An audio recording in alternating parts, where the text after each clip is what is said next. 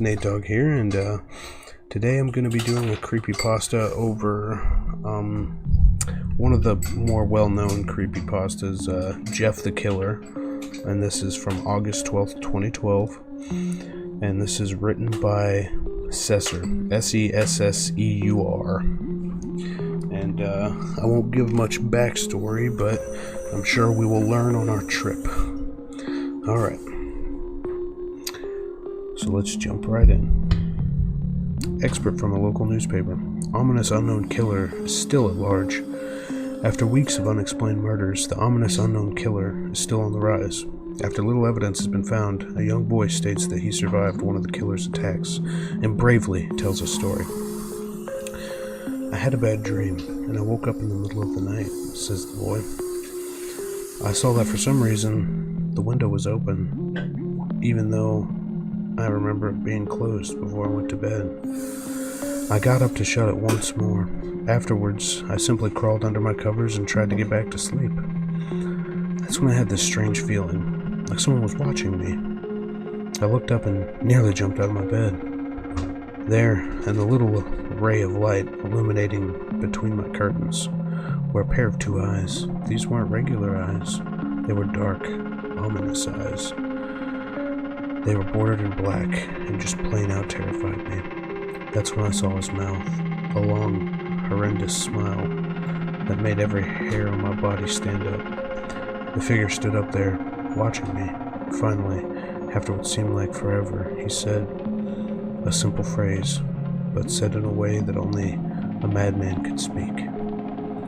He said, "Go to sleep." I let out a scream, and that's what sent him at me. He pulled up a knife, aiming at my heart. He jumped on top of the bed, and I fought him back. I kicked, I punched, I rolled around, trying to knock him off of me. That's when my dad busted in. The man threw the knife. It went into my dad's shoulder. The man probably would have finished him off. One of the neighbors hadn't alerted the police. They drove into the parking lot and ran towards the door. The man turned and ran down the hallway. I heard a smash like glass breaking. As I came out of my room, I saw the window that was pointing towards the back of my house was broken. I looked out to see him vanish into the distance. I can tell you one thing, I'll never forget that face. Those cold, evil eyes, and that psychotic smile. They'll never leave my head. The police are still on the look for this man. If anyone that fits the description in the story, please contact your local police department. Jeff and his family had just moved into the neighborhood.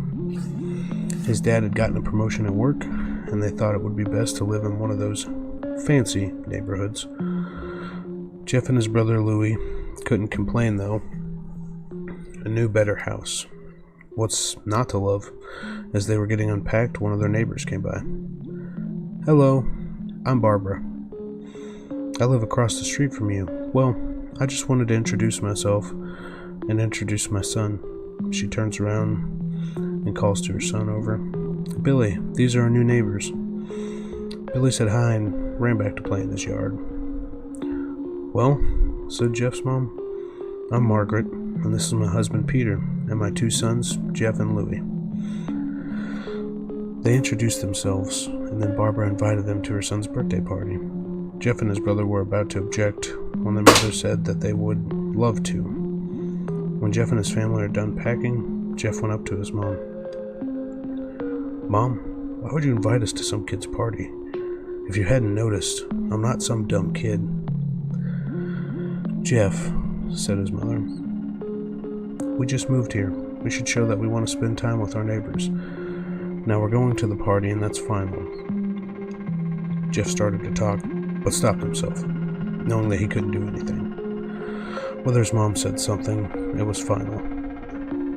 He walked up to his room and plopped down on his bed. He sat there looking at the ceiling when suddenly he got this weird feeling. Not so much pain, but a weird feeling.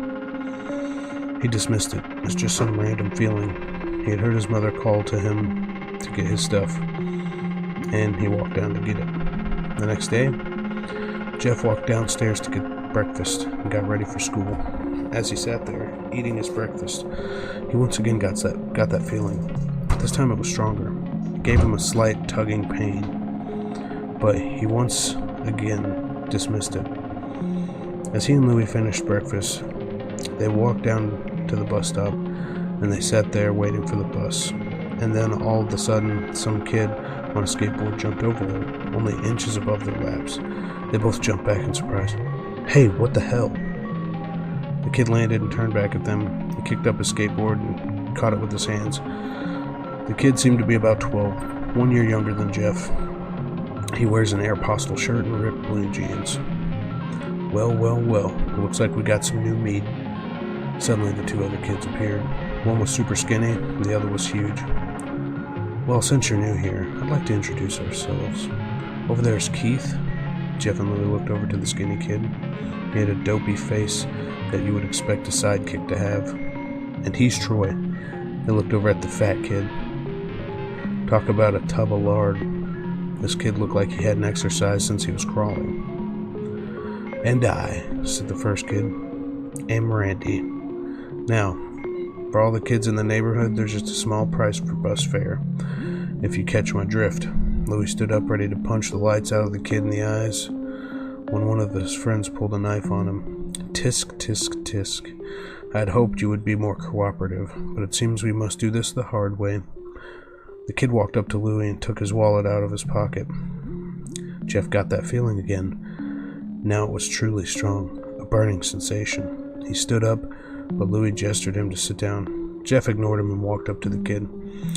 "Listen here, you little punk. Give my bro's wallet, or else." Randy put the wallet in his pocket and pulled out his knife. "Oh, what will you do?" Just as he finished the sentence, Jeff popped the kid in the nose. As Randy reached for his face, Jeff grabbed the kid's wrist and broke it. Randy screamed and Jeff grabbed the knife from his hand. Troy and Keith rushed Jeff, but Jeff was too quick. He threw Randy to the ground. Keith lashed out at him, but Jeff ducked and stabbed him in the arm. Keith dropped his knife and fell to the ground screaming. Troy rushed him too, but Jeff didn't even need the knife. He just punched Troy straight in the stomach and Troy went down. As he fell, he puked all over. Louie could do nothing but look in amazement at Jeff. "Jeff, how'd you?" was all he said. They saw the bus coming and knew that they'd be blamed for the whole thing, so they started to run as fast as they could. They ran and they looked back and saw the bus driver rushing over to Randy and the others. As Jeff and Louie made it to school, they didn't dare tell what happened. All they did was sit and listen. Louie thought of it as his brother beating up a few kids, but Jeff knew it was more. It was something scary. As he got that feeling, he felt how powerful it was, the urge to just hurt someone. He didn't like it, how it sounded, but he couldn't help feeling happy.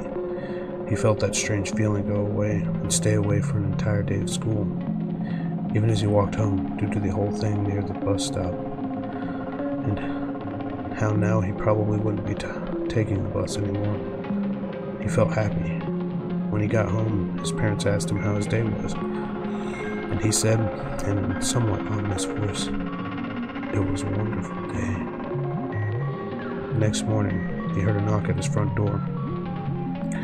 He walked down to find 2 police officers at the door, his mother looking back at him with an angry look. "Jeff, these officers tell me you attacked 3 kids. It wasn't just regular fighting, and they were stabbed. Stabbed, son." Jeff's gaze fell to the floor, showing his mother that it was true. "Mom, they were the ones that pulled the knife on me and Louie." "Son," said one of the cops, "we found 3 kids, 2 stabbed, 1 having a bruise on his stomach, and we have 3 witnesses proving that you fled the scene. Now what does that tell us?" Jeff knew it was no use. He could say him and Louie had been attacked, but there was no proof of it. They couldn't say that they weren't feeling, because the truth be told that they were. So Jeff couldn't defend himself or Louie. "Son, call down your brother." Jeff couldn't do it, since it was he who beat up those kids. "Sir, it was me. I was the one who beat up those kids. Louie tried to hold me back, but he couldn't stop me." The cop looked at his partner, They both nod. Well, kid, looks like a year in juvie. Wait, says Louis. They all looked up to see him holding a knife. The officers pulled their guns and locked them on Louis. It was me. I beat up those two punks. Have the marks to prove it. He lifted up his sleeves to reveal the cuts and bruises, as if he was in a struggle. Son, just put down the knife, said the officer. Louis held the knife and dropped it to the ground. He put his hands up and walked over to the cops. No, Louis, it was me. I did it. Jeff had tears running down his face. Huh? Poor bro, trying to take the blame for what I did. Well, take me away. The police led Louis out to the patrol car. Louis, tell them it was me. Tell them I was the one who beat up those kids. Jeff's mother put her hands on his shoulders. Jeff, please, you don't have to lie. We all know it's Louis. You can stop. Jeff watched helplessly as the cops sped off with Louis inside. A few minutes later, Jeff's dad pulled up into the driveway. Seeing Jeff's face and knowing something was wrong. Son, what is it? Jeff couldn't answer. His vocal cords were strained from crying. Instead, Jeff's mother walked his father inside to break the bad news to him, as Jeff wept in the driveway. After an hour or so, Jeff went back into the house. Seeing his parents were both shocked, sad, and disappointed, he couldn't look at them. He couldn't see how they thought of Louis when it was his fault. He just went to sleep, trying to get his whole mind off of the thing. 2 days went by with no word from Louis at the JDC, no friends to hang out with, nothing but sadness and guilt. That is until Saturday, when Jeff is woken up by his mother and a happy sunshine face. Jeff, it's the day, she said. She opened up the curtains and let light into his room. What's today? Jeff asked as he stirs awake. Why, it's Billy's party. He was now fully awake. Mom, you're joking, right? You don't expect me to go to some kid's party after... There was a long pause.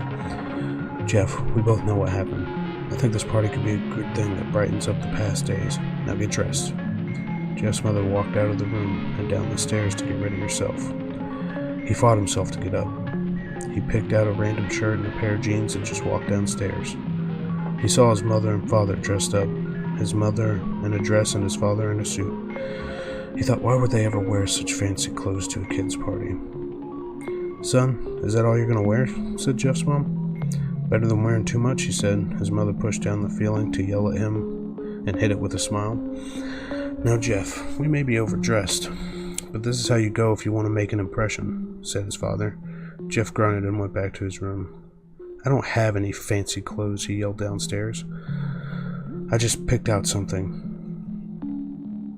Called his mother.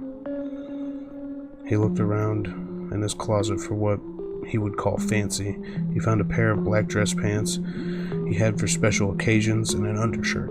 He couldn't find a shirt to go with it, though. He looked around and found only striped and patterned shirts, none of which go with dress pants. Finally, he found a white hoodie and put it on. You're wearing that? They both said. His mother looked at her watch. Oh, no time to change. Let's just go, she said as she herded Jeff and his father out the door. They crossed the street over to Barbara and Billy's house. They knocked on the door, and it appeared that Barbara, just like his parents, way overdressed. As they walked inside, all Jeff could see were adults, no kids.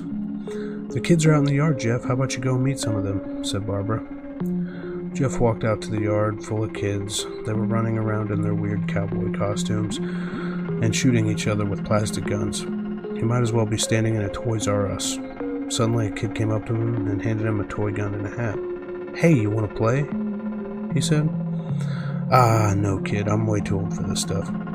The kid looked at him with that weird puppy dog face. Please, said the kid. Fine, said Jeff. He put on the hat and started to pretend to shoot the kids. At first, he thought it was totally ridiculous. But then he started actually having fun. It might not have been super cool, but it was the first time he had done something that took his mind off of Lou. So, he played with the kids for a while until he heard a noise, a weird rolling noise, and then it hit him. Randy, Troy, and Keith all jumped over the fence on their skateboards. Jeff dropped the fake gun and ripped off the hat. Randy looked at Jeff with a burning hatred. "Hello, Jeff, is it?" he said. "We have some unfinished business." Jeff saw his bruised nose. "I think we're even. I beat the crap out of you and you get my brother sent to JTC?" Randy got angry and looked into his eyes. "Oh no, I don't go for even. I go for winning. You may have kicked our asses that one day, but not today." As he said that, Randy rushed at Jeff. They both fell to the ground. Randy punched Jeff in the nose and Jeff grabbed him by the ears and headbutted him. Jeff pushed Randy off of him and both rose to their feet. Kids were screaming, the parents were running out of the house. Troy and Keith pulled their guns out of their pockets. "No one interrupts, or the guts will fly," they said. Randy pulled a knife on Jeff and stabbed it into his shoulder. Jeff screamed and fell to his knees. Randy started kicking him in the face. After the 3 kicks, Jeff grabs his foot and twists it, causing Randy to fall to the ground. Jeff stood up and walked towards the back door. Troy grabbed him. "Need some help?" He picks up Jeff by the back of his collar and throws him through the patio door. As Jeff tries to stand, he's kicked down to the ground. Randy repeatedly starts kicking Jeff until he starts to cough up blood. "Come on, Jeff, fight me." He picks up Jeff and throws him into the kitchen. Randy sees a bottle of vodka on the counter and smashes the glass over Jeff's head. "Fight!" He throws Jeff back into the living room. "Come on, Jeff, look at me." Jeff glances up, his face riddled with blood. "I was the one who got your brother sent to JDC, and now you're just gonna sit there and let him rot there for a whole year? You should be ashamed." Jeff starts to get up. "Oh, finally, you stand and fight." Jeff is now to his feet, blood and vodka on his face. Once again, he gets a strange feeling, the one in which he hasn't felt for a while. "Finally, he's up," said Randy, as he runs at Jeff. That's when it happens. Something inside Jeff snaps. His psyche is destroyed. All rational thinking is gone. All he can do is kill. He grabs Randy and pile drives him to the ground. He gets on top of him and punches him straight in the heart. The punch causes Randy's heart to stop. As Randy gasps for breath, Jeff hammers down on him. Punch after punch, blood gushes from Randy's body until he takes one final breath and dies. Everyone is looking at Jeff now. The parents, the crying kids, even Troy and Keith, though they are easy to break from their gaze and point their guns at Jeff. Jeff sees the guns trained on him and runs for the stairs. As he runs, Troy and Keith let out fire on him, each shot missing. Jeff runs upstairs. He hears Troy and Keith follow up behind him. As they let out their final rounds of bullets, Jeff ducks into the bathroom. He grabs the towel rack and rips it off the wall. Troy and Keith race up and knives ready. Troy swings his knife at Jeff, who backs away and bangs the towel rack into Troy's face. Troy goes down hard, and now all that's left is Keith. He is more agile than Troy, though. He ducks when Jeff swings the towel rack. He drops the knife and grabbed Jeff by the neck. He pushed him into the wall. A thing of bleach fell down on top of him from the top shelf. It burnt both of them, and they both started to scream. Jeff wiped his eyes as best as he could. He pulled back the towel rack and swung it straight into Keith's head. As he lay there, bleeding to death, he let out an ominous smile. "What's so funny?" asked Jeff. Keith pulled out a lighter and switched it on. "What's funny?" he said. "Is you're covered in bleach and alcohol." Jeff's eyes widened as Keith threw the lighter at him. As soon as the flame made contact with him, the flames ignited the alcohol and the vodka.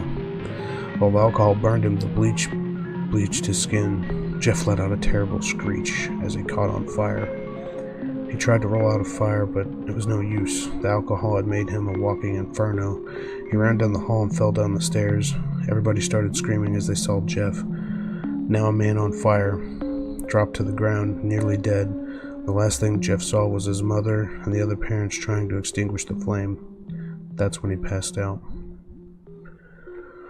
When Jeff woke, he had a cast wrap around his face. He couldn't see anything, but he felt the cast on his shoulder and the stitches over his body. He tried to stand up, but he realized that there was some tube in his arm, and when he tried to get up, it fell out, and the nurse rushed in. "I don't think you can get out of bed yet," she said as she put him back on the bed, reinserting the tube. Jeff sat there with no vision, no idea what his surroundings were. Finally, after hours, he heard his mother. "Honey, are you okay?" she asked Jeff. Jeff couldn't answer, though. His face was covered and he was unable to speak. "Oh, honey, I have great news. After all the witnesses told the police that Randy confessed of trying to attack you, they decided to let Louie go."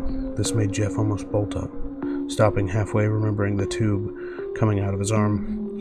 "He'll be out tomorrow, and then you two will be able to be together again." Jeff's mother hugs Jeff and says her goodbyes. The next couple of weeks were those where Jeff was visited by his family. Then came the day where his bandages were to be removed. His family members were all there to see it, what he would look like. As doctors unwrapped the bandages from Jeff's face, everyone was on the edge of their seats. They waited till the last bandage, holding the cover over his face, was almost removed. "Let's hope for the best," said the doctor. He quickly pulls the cloth, letting the rest fall from Jeff's face. Jeff's mother screams at the side of his face. Louie and Jeff's dad stare, awe-struck at his face. What's happened to my face?" Jeff said. He rushed out of bed and ran to the bathroom. He looked at the mirror and saw the cause of the distress. His face, it was horrible. His lips were burnt to a deep shade of red. His face was turned into a pure white color, and the hair singed from his brown to black. He slowly put his hand on his face, and a sort of leathery feel to it now. He looked back at his family, then back in the mirror. "Jeff," said Louie, "it's not that bad." "Not that bad," said Jeff. "It's perfect." His family was equally surprised. Jeff started laughing uncontrollably. His parents noticed that his left eye and hand were twitching. Jeff, are you okay?" "Okay. I've never felt more happy." "Ha ha ha ha. Look at me. This face goes perfectly with me." He couldn't stop laughing. He stroked his face, feeling it, looking in the mirror. What caused this? Well, you may recall when Jeff's fighting Randy, something in his mind, his sanity snapped. Now he was left with a crazy killing machine. That is, his parents didn't know. "Doctor," said Jeff's mom, "is my son all right, in the head?" "Oh yes, this behavior is typical for patients that have taken very large amounts of painkillers. If his behavior doesn't change in a few weeks, bring him back here and we'll give him a psychological test." "Oh, thank you, doctor." Jeff's mother went over to Jeff. "Jeff, sweetie, it's time to go." Jeff looked away from the mirror. His face formed into a crazy smile. "'Kay, Mommy." Ha ha ha ha. His mother looked at him by the shoulder and took him to get his clothes. "This is what came in," said the lady at the desk. Jeff's mom looked down to see the black dress pants and the white hoodie of her son wore. Now, they were clean from the blood and now stitched together. Jeff's mother led him to his room and made him put his clothes on. They left, not knowing that this was their final day of life. Later that night, Jeff's mother woke at the sound of something from the bathroom. It sounded as if someone was crying. She slowly walked over to see what it was. When she looked in the bathroom, she saw a horrendous sight. Jeff had taken a knife and carved a smile into his cheeks. "Jeff, what are you doing?" asked his mother. Jeff looked over to his mother. "I couldn't keep smiling, Mommy. It hurt after a while. Now I can smile forever." Jeff's mother noticed his eyes ringing in black. "Jeff, your eyes." His eyes were seemingly never closing. "I couldn't see my face, and I got tired of my eyes started to close. I burnt out the eyelids so that I could forever see myself, a new face." Jeff's mother slowly started to walk back away from him, seeing that her son was going insane. "What's wrong, Mommy? Aren't I beautiful?" "Yes, son," she said. "Yes, you are, but let me go get Daddy so he can see your face." She ran into the room and shook Jeff's dad from his sleep. "Honey, get the gun." She stopped and saw Jeff in the doorway holding a knife. "Mommy, you lied." That's the last thing they hear as Jeff rushes them with a knife, gutting both of them. His brother Louie woke up, startled by some noise. He didn't hear anything else, so he just shut his eyes and tried to go back to sleep. As he was on the border of slumber, he got the strangest feeling that someone was watching him. He looked up. A Before Jeff's hand covered his mouth, he slowly raised the knife, ready to plunge it into Louis. Louis thrashed here and there, trying to escape Jeff's grip. "Shh," Jeff said. "Just go to sleep." Alright. Well, that was Jeff the Killer, or at least a version of it. According to the character's original creator, Cesseur, Sesseur, he's not the author of the tale featured here, but I guess he